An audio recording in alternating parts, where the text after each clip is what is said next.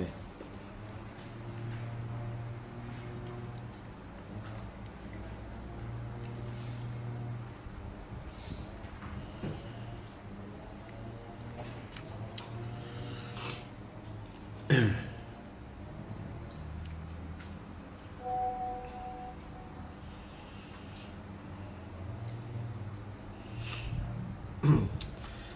Astaghfirullahal azim alladzi la ilaha illa huwal hayyul qayyum wa atubu ilaih. Allahumma salli ala sayyidina Muhammadin abdika wa rasulika nabiyil ummi wa ala alihi wa sahbihi wa barik wa sallim. Allahumma anta laha walau azumat farrijha bifadli. Bismillahirrahmanirrahim. Assalamualaikum warahmatullahi ta'ala wabarakatuh. Allahumma barik lana fi Sya'ban wa balighna Ramadan. Ya Allah, Engkau berkatilah ya Allah sisa-sisa hidup kami dalam penghujungnya Sya'ban, dan lebih kurang 8 hari lagi kami akan masuk ke dalam bulannya Ramadan. Wa balighna Ramadan, mudah-mudahan Kau sampaikan diri kami ya Allah, rohani kami ya Allah, zahir kami ya Allah, batin kami ya Allah ke dalam bulan Ramadan al-Mubarak. Jadi pertamanya, alhamdulillah, segala puji dan syukur bersama-sama kita rafa' dan kita panjatkan kepada Allah Subhanahu wa taala kerana dipertemukan sekali lagi pada pagi ini tuan-tuan dalam hashtag Santapan Rohani. Untuk apa? Untuk kita mendengar satu kisah yang berlaku di zaman Bani Israel, yang bila mana seorang pemuda daripada Bani Israel ni tuan-tuan, dia menyatakan keinginan, berimpian, berhajat nak pergi belajar di luar negara. Allahumma salli wa sallim wa barik alaihi wa ala alihi. Nak belajar di luar negara. Satu impian yang bagus, satu hasrat yang bagus. Kemudian tiba-tiba cerita laki-laki ni tuan-tuan, seorang Bani Israel ini sampai kepada Nabi dia. Sampai kepada Nabi dia. Maka kemudian sebentar lagi kita akan dengar apakah nasihat yang akan diberikan oleh Nabi ini, yang sehingga membuatkan tuan-tuan seorang laki-laki daripada Bani Israel ni memutuskan impiannya, memutuskan hajatnya, memutuskan gerak langkahnya untuk apa? Meneruskan belajar keluar negara. Allahumma salli wa sallim wa barik alaihi wa ala alihi. Baik. Jadi pertamanya, apa khabar anda pada pagi ini? Tolong jawab di ruangan komen. Saya suka membaca update daripada tuan-tuan. Yang mudah-mudahan saya juga alhamdulillah sihat selagi mana ajal belum dijemput oleh Allah Subhanahu wa taala. Dan saya nak tahu juga apa khabar batin anda pada pagi ini. Cuba tulis di ruangan komen. Bagi tuan-tuan yang boleh jadi baharu, ahlan wa sahlan wa marhaban bikum. Selamat datanglah hashtag Santapan Rohani. Maka kalau tuan-tuan nak tahu jawapan demi jawapan, maka cuba tengok circle yang saya lahirkan. Kerana apa tuan-tuan? Mereka ini bukan sahaja mereka melakukan tindakan, tetapi setiap tindakan yang mereka lakukan mesti terdapat sebab dan rahsia di sebalik apa yang mereka harapkan. Terima kasih Z Muhammad Din. Okey. Jadi seperti biasa, tolong update apa khabar batin anda pada pagi ini. Yang mudah-mudahan jawapannya, ya Allah, Ustaz, batin saya sihat selagi mana diradai oleh Allah Subhanahu wa taala. Itu poin yang kedua. Baik, dan poin yang ketiga tuan-tuan, sebelum kita nak masuk kepada nasihat yang kita akan dengar pada pagi ini, yang mudah-mudahan nasihat ini menjadi satu peringatan dalam hashtag Santapan Rohani. Kenapa pentingnya Santapan Rohani ini? Supaya kita nak pastikan batin kita diberi makanan sebagaimana tuan-tuan memberi makan kepada zahir. Saya ulang balik betapa pentingnya hashtag Santapan Rohani ini setiap pagi ini. Sebagaimana zahir tuan-tuan memerlukan makanan, jasad tuan-tuan memerlukan makanan, dan perut tuan-tuan memerlukan makanan. Jangan lupa tuan-tuan, batin kita, rohaniah kita, hati kita, qalbi kita juga memerlukan makanan. Selain daripada makanan berbentuk zikir, selain daripada makanan berbentuk selawat ke atas Nabi SAW, maka tak dapat tidak tuan-tuan, nasihat-nasihat juga merupakan satu makanan yang perlu kita hadam setiap pagi. Jadi tolong tanya diri kita setiap pagi, apa nasihat yang aku dengar untuk memastikan diri aku semakin hebat dan semakin berjalan sebagaimana yang diredai oleh Allah Subhanahu wa taala. Baik. Jadi terima kasih kepada tuan-tuan yang terus like, share dan tag nama orang yang anda sayang atas nama dakwah. Qala al-musannifu rahimahullahu taala wa nafa'na bi barakati ulumihi fid daraini amin ya rabbal alamin. Telah berkata musannif, tuan pengarang kitab ini yang bernama Asy-Syaikh Imamuna An-Nawawi Al-Bintani dalam kitab yang bernama Nasaihul Ibad, nasihat bagi calon-calon penghuni syurga Allah Subhanahu wa taala, dan kita bersambung daripada nasihat yang ke-14 dengan tajuk tulis takut kepada Allah, menjaga lidah dan menjaga makanan. Tulis tajuknya dulu. Dan yang akan diadaptasikan dengan sebuah kisah yang begitu hebat, yang mudah-mudahan kita ambil pengajaran. Dan apakah kaitan kisah ini dengan membawaki kepada takut kepada Allah, jaga lidah dan menjaga makanan, benda yang nak masuk dalam perut ni. Baik. Diriwayatkan bahawa seorang daripada Bani Israel telah pergi menuntut ilmu ke luar negara. Dan seorang pemuda ni daripada Bani Israel, dia ni nak pergilah belajar keluar negara. Salah ke? Tak salah. Satu benda yang baik, satu impian yang baik, satu perkara yang baik nak pergi belajar keluar negara. Berita itu pun telah sampai kepada Nabi mereka pada saat itu. Jadi bila mana dia nak pergi belajar keluar negara ni, maka berita tu sampai kepada Nabi dia, Nabi Bani Israel tu. Sebab kita maklum Nabi ni banyak. Kita maklum tuan-tuan, Nabi ni banyak. Berapa jumlah Nabi? 124,000. 124,000. Dan ingat tuan-tuan, Allahumma salli wa sallim wa barik alaihi wa ala alih. Walaupun tugas para Nabi, mereka tidak wajib mengajar, tidak wajib menyampaikan, tetapi mereka boleh saja mengajar. Itu bedanya. Dengar dengan baik. Berbeza Rasul. Bila Rasul ni wajib, bila mana mereka dapat wahyi daripada Allah Ta'ala, wajib mereka sampaikan, wajib mereka sebarkan. Tetapi berbeza dengan para Nabi. Nabi ni dapat wahyi daripada Allah Ta'ala, dapat utusan daripada Allah Ta'ala, dapat maklumat daripada Allah Subhanahu Wa Ta'ala, maka mereka tak wajib sampaikan. Tapi mereka boleh je bagi nasihat, boleh je bagi ilmu. Baik. Maka bila mana salah seorang pemuda daripada Bani Israel nak pergi belajar keluar negara, berita ni sampailah kepada Nabi mereka. Dan Nabi tu panggil pemuda tadi. Kemudian ia pun dipanggil. Dan setelah menghadap, maka Nabi itu pun bersabda. Bila budak tu sampai kepada Nabi dia, maka Nabi dia pun mula bersabda.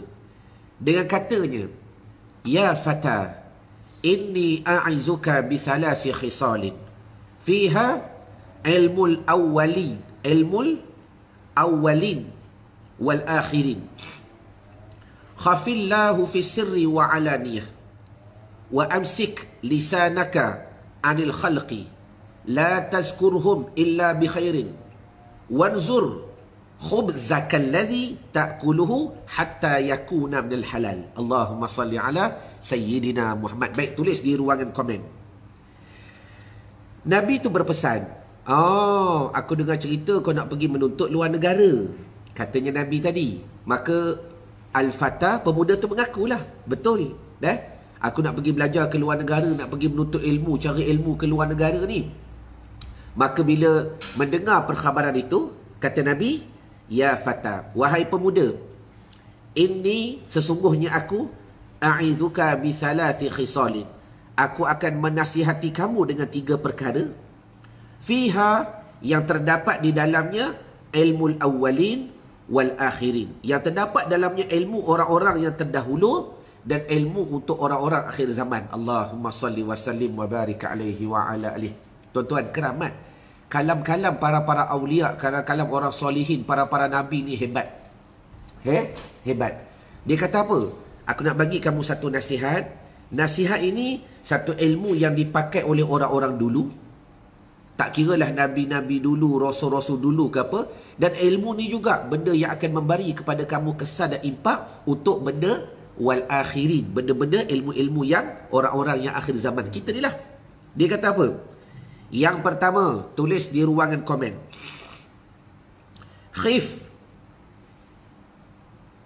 Khafillahi fi sirri wa alaniyah. Yang pertama sekali, hendaklah kamu sentiasa takut kepada Allah, sama ada secara rahsia ataupun secara terang-terangan. Allahumma salli ala Sayyidina Muhammad. Tulis. Yang pertama sekali, kamu ni kena takut kepada Allah.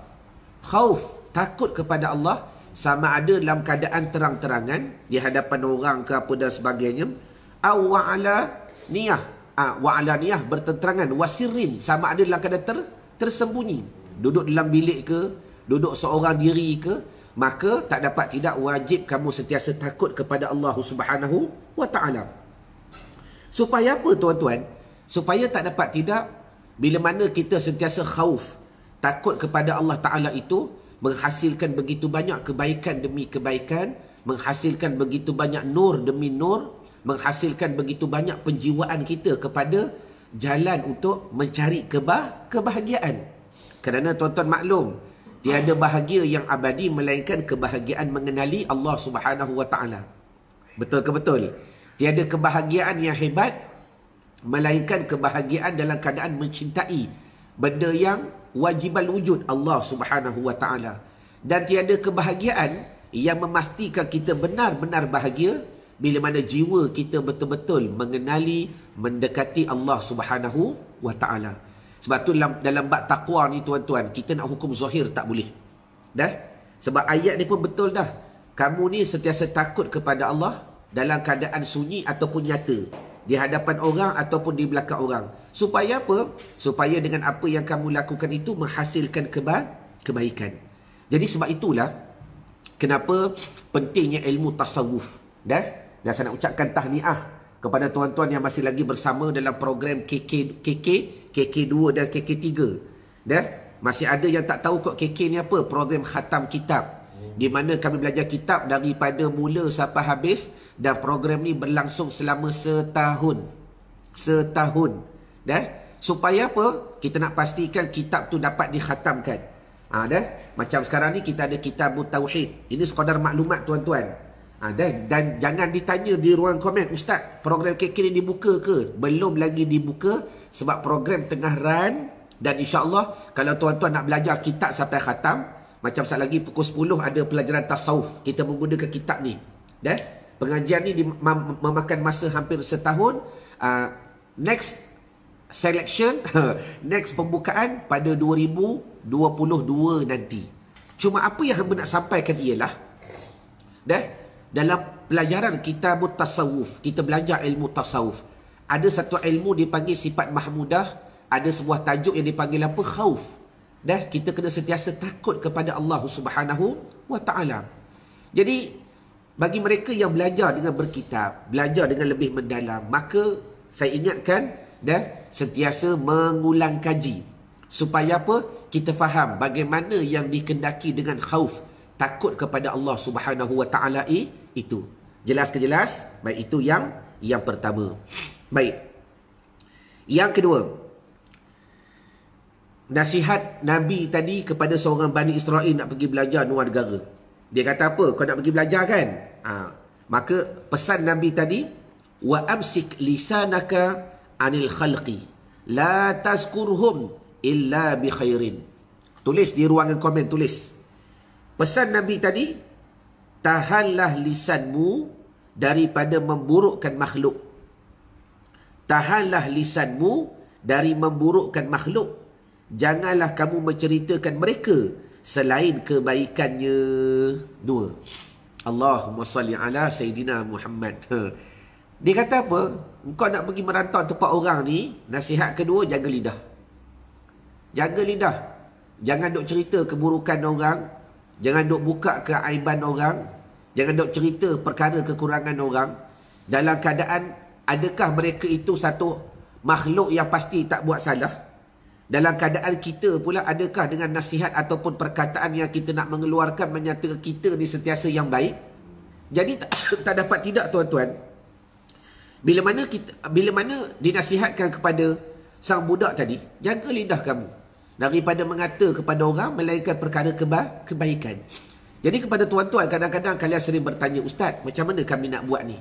Tuan-tuan, praktikalnya mudah. Cara saya belajar kitab, cara saya mengajar kitab, cara saya belajar kitab, setiap benda yang saya baca saya akan fikir bagaimana praktikalnya. Bagaimana praktikalnya. Kalau tuan-tuan nak jaga lidah, dia cara yang pertama sekali, boleh tulis di ruangan komen, jangan senyap. Jangan senyap. Sebab tanah yang kosong, kalau tuan-tuan tak buat apa, lalang naik. Jelas ke jelas? Siapa faham makna ibarat ni? Tuan-tuan ada tanah yang kosong, luas tanah tu. Hari tu dah panggil dah orang apa tu? Orang bajak. Dah panggil dah. Orang potong rumput dan sebagainya. Maka tanah tu jadi kosong. Bila tanah tu kosong, tuan-tuan tak buat apa-apa. Sama juga dengan lidah. Lidah yang kosong ni, tuan-tuan, senyap. Senyap je. Mengata pun tidak, cakap pun tidak. Tuan-tuan, tulis di ruangan komen. Tanah yang kosong akan mengakibatkan lalang pula naik. Bila lalang naik, macam-macam binatang, hayawan yang pelik-pelik boleh masuk. Ularnya ada, kalau jengkingnya ada, lipannya ada. Jadi apa ibarat yang hamba nak bagi faham? Kalau tuan-tuan nak pastikan tanah yang kosong tu bermanfaat, tanam benda lain. Tanam benda lain. Tanamlah getah ke, tanamlah ubi ke, tanamlah buah ke, tanamlah sayur ke, baru bermanfaat. Maknanya apa? Bukan memberi faham nasihat Nabi tadi. Ya fata, wahai pemuda, kalau kau nak pergi belajar luar negara, jaga lidah. Jangan mengata orang lain. Bukan makna senyap. Caranya mudah. Buat kerja lain. Pertama, banyakkan baca Quran. Tapi baca Quran ni, kita kena ada benda.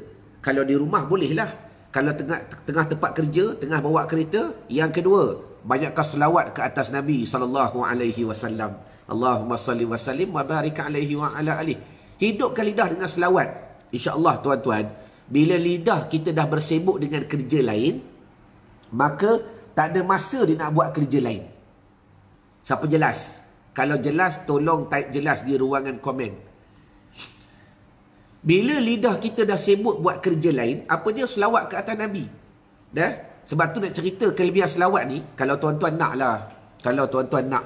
Ini merupakan satu maklumat yang begitu hebat, supaya menjadi suatu ikatan pada hati tuan-tuan. Kenapa?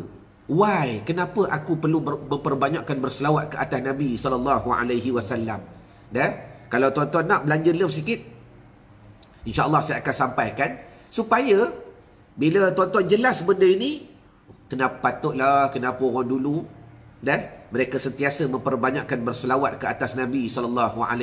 Tak henti-henti berselawat ke atas Nabi. Tak jemu-jemu berselawat ke atas Nabi SAW. Antara sebabnya apa? Yang pertama tuan-tuan, antara amalan yang diterima, selawat ni kena jahar. Dia tak boleh dalam hati. Selawat tak boleh sir. Bagus soalan tadi. Selawat ni tak boleh dalam hati. Buat apa tu? Selawat. La. Zikir boleh. Allah.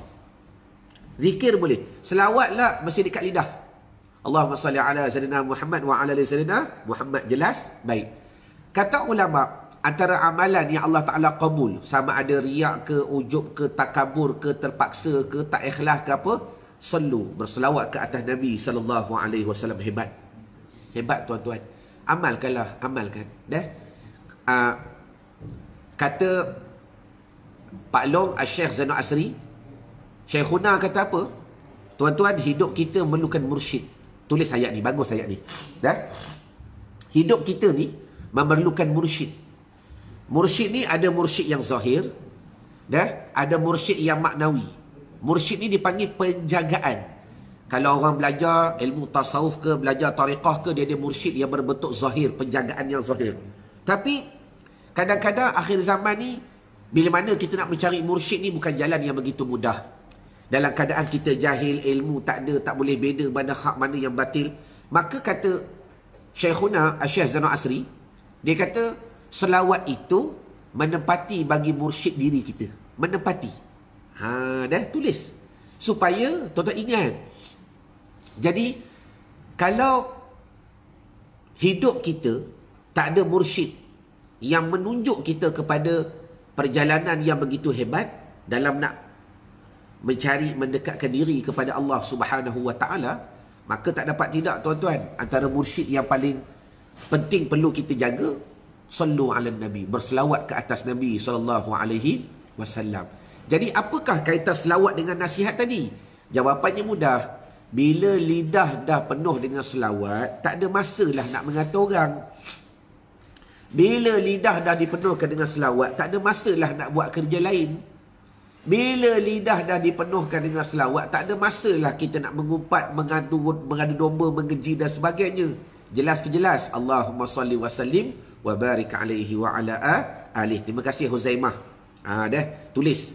Jadi maknanya selawat itu menempati mursyid yang batin dalam dirinya kita. Selawat itu menempati mursyid yang batin dalam dirinya kita. Tapi jangan selesa dengan apa yang ada. Dah ada selawat ke atas Nabi, tak payah cari guru mursyid lah. Tak, bukan begitu. Sekurang-kurangnya kita ada perjalanan. Dan kaitan dengan apa yang kita nak sembang pada pagi ini, dengan kisah seorang budak Bani Israel tadi. Bila seorang Nabi tu pesan, kau nak pergi merantau boleh, pergilah. Tapi syarat jaga lidah kamu. Jangan mengata orang, jangan menjelekkan orang, jangan mengurangkan orang, melainkan cerita kepada kebaikan. Cerita benda baik, cerita benda baik. Jelas? Jadi bagi tuan-tuan yang tak boleh tahan lidah tu, perbanyakkanlah berselawat ke atas Nabi SAW. Jelas ke jelas? Habis itu perkara yang kedua. Baik. Yang ketiga, wanzur khubzaka alladhi ta'kuluhu hatta yakuna minal halali. Yang ketiga apa dia? Wanzur. Dan lihatlah rotimu yang kamu makan sehingga jelaslah kehalalannya. Allahumma salli ala Sayyidina Muhammad. Yang ni jaga tuan-tuan. Dah. Nasihat yang ketiga, bila mana seorang budak dia nak pergi belajar luar negara, sampai perkhabaran kepada Nabi dia, maka Nabi dia panggil. Wahai budak, kau nak pergi belajar luar negara ke? Betul.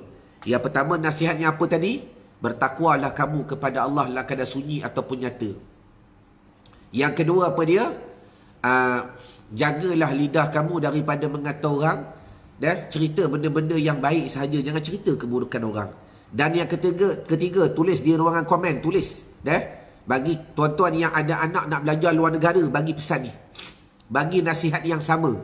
Sebagaimana Nabi itu berpesan kepada Bani Israel, tolong, please, bagi nasihat yang sama. Yang ketiga apa? Kau tengok roti tu yang kau nak makan, kau pastikan kehalalannya. Pastikan setiap benda nak masuk dalam perut kau, halal. Pastikan setiap benda nak masuk dalam diri kau, halal. Dan pastikan setiap benda nak masuk dalam halkum kau, halal.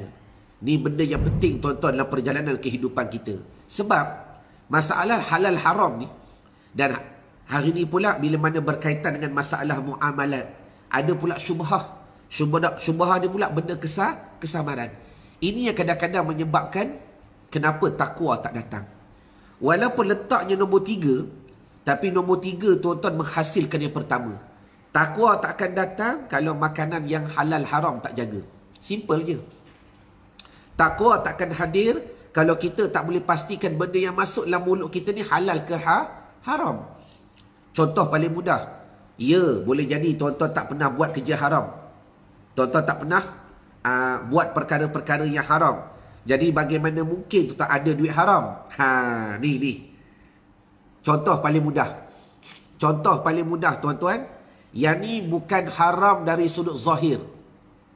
Saya boleh buktikan duit itu haram dari segi maknawi ada. Haram dari segi makna. Zahir tu tak haram, tapi maknawinya haram. Contoh paling mudah. Contoh paling mudah. Ni, 8 hari lagi kita nak masuk Ramadan. Bila 8 hari lagi nak masuk Ramadan, kalau tuan-tuan boleh teringat, ada qada-qada puasa yang tak qada lagi, maka diwajibkan kena fidyah. Jelas ke jelas? Dan selama 3-4 hari ni tuan-tuan, saya duk ulang cerita yang sama. Saya duk sampaikan maklumat yang sama. Fidyah itu wajib. Fidyah itu wajib. Sebab dia denda. Mana kata wajib? Tu dalam Quran Allah Ta'ala sebut. Wa 'alal ladzina yutiqunahu fidyatun ta'amu miskin. Wajib bayar fidyah. Berganda ke, tak berganda ke, tu khilaf, cerita lain. Tetapi kewajiban dalam nak membayar fidyah itu, sekiranya kalian tak qada, wajib. Okey. Bila mana kita dah kira, lepas tu wajib kena bayar fidyah, ada jumlah figure tu, dan figure itu ada nilainya, ada tukarannya dalam bank kita. Dalam bank tuan-tuan. Kemudian apa berlaku? Kemudian Allahumma salli wa sallim wa barik alaihi wa ala alihi. Tuan-tuan tak bayar hutang tadi. Sedangkan fidyah ni wajib. Betul? Seumpama hutang lah. Fidyah itu wajib. Seumpama hutang. Tuan-tuan tak bayar fidyah. Tuan-tuan tak bayar hutang. Sedangkan duit ada dalam bank tuan-tuan. Duit tu ada. Okey. Sekarang ni saya nak tanya. Dalam bank tuan-tuan ada 1,000 contoh. Ada 1,000. Dengar dengan baik. Fidyah yang kena bayar berapa? Tak banyak, RM100. Berapa? RM100. Dan RM100 tu ada dalam 1,000 tu. Ada. Ada. Sebab itulah duit yang wajib kalian keluarkan dan bayar fidyah. Saya ulang kali yang kedua. Masalah berganda tak berganda tu khilaf. Khilaf di kalangan ulama' tak nak bergaduh. Yang penting qada tu wajib, fidyah tu wajib. Kalau kena fidyah. Tak ada alasan. Sekarang ni, bila tuan-tuan tahu, tuan-tuan wajib kena bayar fidyah RM100. Dan duit itu ada dalam bank tuan-tuan. Ada dalam poket tuan-tuan. Ada dalam tas tuan-tuan.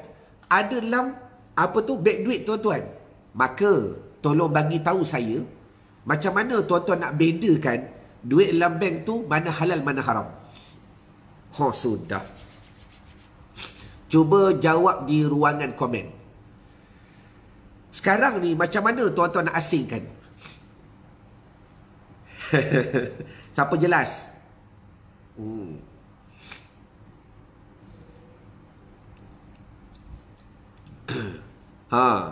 Kalau jelas, tolong type jelas di ruangan komen.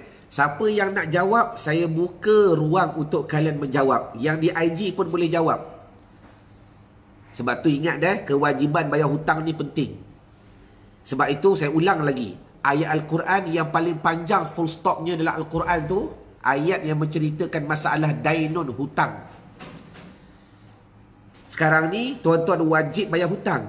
Dan duit tu ada dalam bank tuan-tuan. Tuan-tuan tak bawa keluar. Sekarang ni macam mana tuan-tuan nak asingkan duit dalam bank tu mana halal, mana haram? Apa beza halal dan haram? Bila kita wajib bayar hutang, dalam bank tu kan duit orang lain. Bukan duit aku dah. Kalau kita makan duit orang, haram tak? Adakah kalian jelas? Ni yang di IG senyap je hari ni. Allahumma salli wa sallim wa barik alaihi wa ala alihi. Kadang-kadang tak faham lagi macam mana makna haram. Kan tuan-tuan diwajibkan bayar fidyah. Fidyah itu wajibun, wajib. Bila sampai masa kena bayar. Okey. Dan nilai itu ada dalam bank. Maknanya, dalam bank tuan-tuan ada RM1,000. Dalam waktu yang sama, RM100 itu merupakan duit orang lain. Duit yang wajib tuan-tuan bayar. Maknanya, hak orang lain. Kalau aku makan hak orang lain, halal ke haram? Cuba jawab di ruangan komen. Saya nak jelaskan betul-betul. Supaya kita mengimplikasikan setiap apa yang kita belajar dengan bentuk praktikal. Dah? Sekarang ni tolong jelaskan sahaja. Macam mana tuan-tuan nak bedakan dalam bank tu, mana duit halal, mana duit haram. Saya masih lagi menanti jawapan daripada tuan-tuan. Allahumma salli wa sallim wa barik alaihi wa ala alihi. Supaya apa tuan-tuan? Jaga. Dah? Waalaikumsalam Syamsiah. MD Saman. Macam mana? Ada yang boleh beri jawapan? Ataupun kalian masih lagi berfikir? ataupun kalian dah putus harapan, ataupun kalian dah tak tahu nak jawab macam mana? Allahumma salli wa sallim wa barik alaihi wa ala alihi. Cara yang pertama tuan-tuan, keluarkanlah hutang wajib dibayar. Paling tidak pun tulis di ruangan komen. Bagi tuan-tuan yang tak mampu nak bayar, minta tangguh dulu kalau berhutang dengan makhluk, supaya kita nak pastikan duit yang kita ada boleh kita guna nak rolling dan sebagainya. Sebab sekali lagi, hasil keuntungan nak bagi ke anak, nak bagi ke bini, nak bagi ke cucu, nak bagi ke staff. Ingat, jangan sampai kita masuk dalam perut kita benda-benda yang syubhah, apatah lagi benda-benda yang haram. Sebab haram ni bukan semata-mata pada zahir, ada makna haram pada maknawi, haram pada makna. Dan kadang-kadang didapatkan duit tu daripada duit yang halal, tapi caranya cara yang haram. Kadang-kadang caranya halal, benda tu pula haram. Contoh makan benda haram. Haram lah ustaz. Keluarkan jumlah RM fidyah. Selesai masalah. Itu jawapan Kak Noraini.